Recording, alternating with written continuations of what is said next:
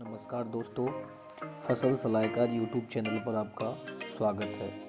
किसान भाइयों, आज की वीडियो में हम बात करेंगे क्या वास्तव में यूरिया की कीमतें बढ़ने वाली हैं, इसके पीछे क्या रीज़न है, ऐसी बातें क्यों हो रही हैं। तो चलिए आज की ये वीडियो शुरू करते हैं। दोस्तों, पिछले कुछ दिनों पहले ही DAP यानी डाई अमोनियम फास्फेट जो आपको एक बैग 50 किलो का 1200 रुपये में मिलता है, वो अचानक से कीमतें दोगुना हो गई थी, यानी 1200 से 2400 रुपये हो गई थी, जो कि बाद में सरकार ने उस पर सब्सिडी बढ़ाकर उसकी कीमतें कम कर दी और वही बैग फिर आपको उसी कीमत में मिलने लगा, यानी DAP का एक बैग आपको 1200 रुपये में मिलता है। लेकिन सरकार को उस पर काफ़ी ज़्यादा मात्रा में सब्सिडी देनी पड़ती है। तो वही हाल यूरिया का होने वाला है। कुछ मीडिया रिपोर्ट्स की माने तो साल भर के भीतर वैश्विक बाज़ार में जिस तरह से उर्वरकों और उनके कच्चे माल की कीमतों में बढ़ोतरी हो रही है, तो सरकार उद्योग और किसान के लिए मुसीबतें खड़ी कर रहा है। जिस तरह से कीमत वृद्धि डाई अमोनियम फास्फेट यानी कि DAP और MOP में हुई थी, उसी तरह की कीमत वृद्धि भी यूरिया की कीमतों में देखने को मिल रही है। देश में आयातित यूरिया की कीमत $900 प्रति टन के हिसाब से हो चुकी है। साथ ही DAP की आयात कीमतें जो हैं वो $800 प्रति टन के हिसाब से हो गई हैं। ऐसे में सरकार के लिए DAP के बाद में अब यूरिया जो है वो नई चुनौती लेकर आ रहा है, और ये चुनौती किसानों के लिए भी होगी।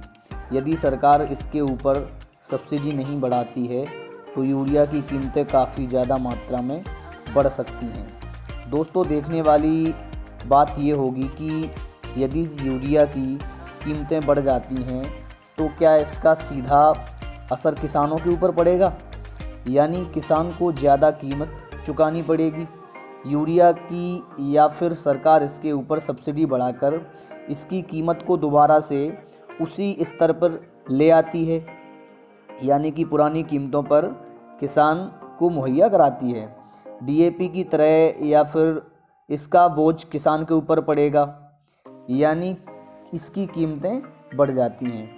तो क्या किसान को इसकी कीमत चुकानी पड़ेगी? आखिरकार सरकार इसके ऊपर सब्सिडी को और ज़्यादा बढ़ाएगी, तो ये देखने वाली बात होगी। यदि मीडिया रिपोर्ट्स की माने तो आयातित यूरिया की कीमत $900 प्रति टन को पार कर चुकी है। साल भर पहले यूरिया की आयात कीमत $295 प्रति टन थी। तो आप अनुमान लगा सकते हैं कि किस प्रकार से यूरिया की कीमतों में बढ़ोतरी हुई है, और सरकार इसकी कीमत को सब्सिडी देकर ही कंट्रोल कर सकती है। जबकि 3 माह पहले इसकी कीमत $510 प्रति टन थी। इसमें पिछले साल 350 लाख टन यूरिया की खपत हुई थी। देश में 250 लाख टन यूरिया की उत्पादन क्षमता है, जबकि तकरीबन 100 लाख टन यूरिया का आयात भी होता है। यदि आज हम यूरिया के एक बैग की कीमत देखें तो जो 45 किलो जो यूरिया का एक बैग आता है वो 266 रुपये के आसपास किसानों को मिलता है। सब्सिडी काटने के बाद में, क्योंकि सरकार एक बड़ा हिस्सा खादों के ऊपर, उर्वरकों के ऊपर सब्सिडी के रूप में वहन करती है, तब जाकर ये खाद इतनी कम कीमत में मिल पाती है। यदि सब्सिडी इसकी हटा दी जाए तो बहुत ज़्यादा इसकी कीमत जो है वो बढ़ जाएगी, जो कि किसान के बिल्कुल काबू से बाहर चली जाएगी।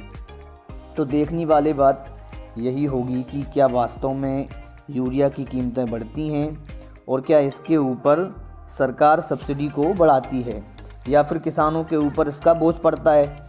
क्योंकि DAP के ऊपर सरकार ने सब्सिडी बढ़ा दी थी, जिससे किसानों के ऊपर इसका कोई प्रभाव नहीं पड़ा था। इसके अलावा यदि आपका कोई सवाल है तो कमेंट में पूछ सकते हैं, और यदि आपको ये जानकारी अच्छी लगी तो वीडियो को लाइक करने के बाद अपने किसान भाइयों के साथ शेयर ज़रूर करें, ताकि उन्हें भी समय पर जानकारी मिलती रहे। और यदि आप इसी प्रकार के वीडियो देखते रहना चाहते हैं तो फसल सलाहकार यूट्यूब चैनल को सब्सक्राइब करें ताकि आगे आने वाली नई वीडियो आपके पास सबसे पहले पहुंचे। तो इस वीडियो में बस इतना ही। नमस्कार, जय हिंद।